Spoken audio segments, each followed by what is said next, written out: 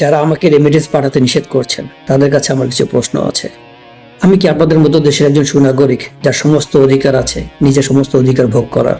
যদি তাই হয়, এয়ারপোর্টে যে আমরা প্রতিনিয়ত হয়রানির শিকার হয়েছি, আপনারা কেউ কি তার প্রতিবাদে মাঠে নেমেছেন কোনোদিন? যদি আমরাও দেশের নাগরিক হয়ে থাকি, কোভিডের সময় আমরা যখন বিপদে পড়ে দেশে যেতে চেয়েছিলাম, বিভিন্ন দোকানে সাইনবোর্ডে কারা লাগিয়েছিল প্রবাসীদের প্রবেশ নিষেধ। প্রতিটা আন্দোলনে আপনারা আমাদেরকে কাছে চান, তবে আমাদের অধিকার নিয়ে আপনাদের কোনো আন্দোলন আছে কি? তিতা সত্য হলো আমরা প্রবাসীরা না আওয়ামী লীগের, না বিএনপির, না সাধারণ জনগণের ক্ষেত্র বিশেষে নিজ পরিবারেরও না। আমরা যেমন নিঃস্বার্থ নিজ পরিবারের জন্য তেমনি দেশবাসীর জন্য, তবে সামান্য সম্মানটুকু পাইনি কখনো, না দেশে না বিদেশে।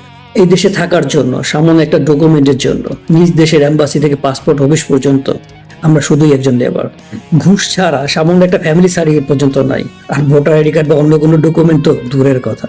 আজ দেশবাসী আমাদের কাছে চাইছেন, সরকার আমাদের কাছে চাইছেন, বিরোধী দল আমাদের কাছে চাইছেন, কিন্তু কেউ কি কোনোদিন সত্যিকার অর্থে আমাদের গুরুত্ব বুঝেছেন কখনো? সবকিছুর পরও আমরা আপনাদের পাশে আছি। এই সরকারের পতনের আগ পর্যন্ত আমরা কেউ রেমিটেন্স পাঠাবো না। তবে আপনারা আমাদের কথা দিতে পারবেন কি আমাদের বিপদে আপনারা পাশে থাকবেন, আমাদের কান্নায় আপনারা কাঁদবেন? সকল প্রবাসী ভাই বোনদের কাছে আমি অনুরোধ করছি, আমরা এই আন্দোলনের সাথে একত্রতা ঘোষণা করছি, তবে আমরা যেন আমাদের নিজেদের অধিকারগুলো ভুলে না যাই। যারা এই প্রবাসীদের নিয়ে নিরলস কাজ করে যাচ্ছেন, এখনই সঠিক সময় আমাদের অধিকারগুলো তুলে ধরার। প্রবাসীরা কোনো দলের অন্তর্ভুক্ত নয়, প্রবাসী নিজেরাই একটা দল, নিজেরাই একটা বল। লড়তে যখন নেমেছি, এই স্বৈরাচার সরকার নির্মূল করেই তা শেষ হবে, তবে নতুন শুরুটা যেন হয় প্রবাসীদের নিয়ে।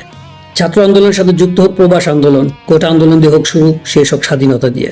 সবার দফাগুলো এক করা হোক, সমন্বয় করা হোক, তবেই শুরু হবে এক নতুন রাষ্ট্রের। যে রাষ্ট্রের একজন প্রবাসী যখন ক্ষীণ পায়ে হেঁটে যাবে, তখন চেয়ার ছেড়ে ইমিগ্রেশন পুলিশ পা ঠুকে তাকে সালাম দিবে।